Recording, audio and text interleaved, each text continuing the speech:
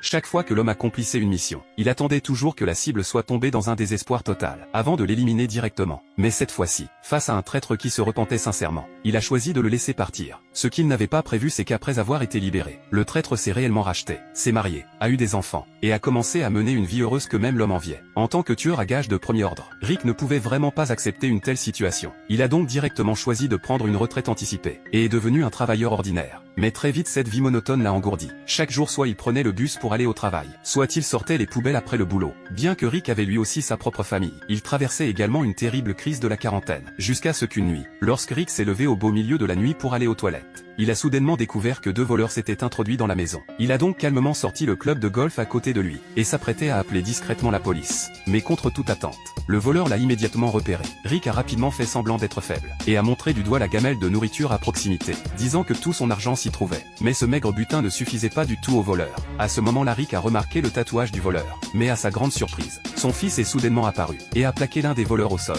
alors que Rick s'apprêtait à